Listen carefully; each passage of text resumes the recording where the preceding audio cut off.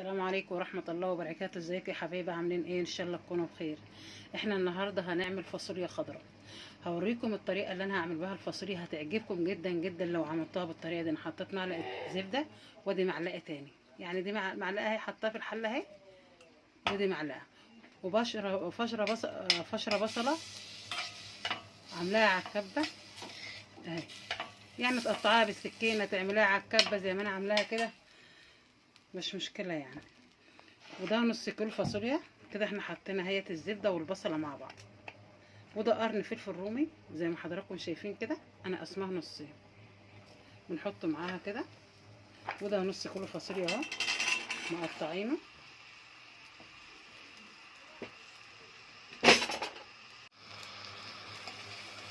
ونبدا نقلب كده يا حبايبي لمده 10 دقايق.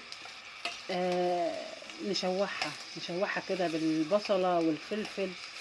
ونحط كده معلقه تومه معانا اهي، دي معلقه تومه مبشوره.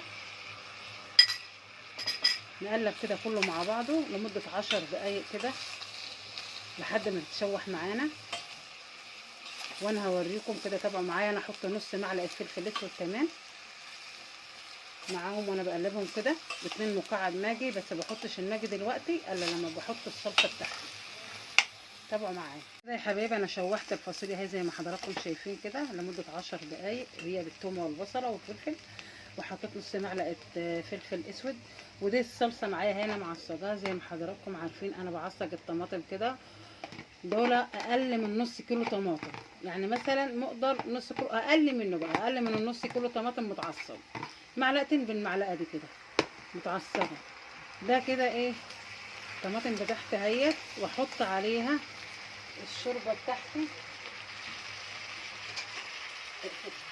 كده يا حبايبي. احنا خلصنا الفاصوليا زي ما حضراتكم شايفين كده، ما فيهاش شوربه زياده، يا دوبنا حطيت الكوبايتين شوربه والحاجات اللي انتوا حضراتكم شفتوها، الماجي والفلفل والثوم والبصل، مش اكتر من كده. صدقوني لو عملتوها بنفس الطريقه دي هتعجبكم جدا جدا، تعملوها وتاكلوها بالف هنا وشفا. واشكر الشيف حسام من سوريا على اهتمامه ورأيه في اعمالي. اشكرك جدا جدا، واشكر كل متابعيني، واشكر كل اخواتي وحبايبي اللي متابعين فيديوهاتي. صدقوني انا عارفه ان انا مش هكبر غير بتوفيق من ربنا وبيكم. شجعوني، وتشجيعكم ده بيفرق معايا جدا جدا، وبيديني الثقه في نفسي اكتر واكتر. اشكركم جميعا، والسلام عليكم ورحمه الله وبركاته.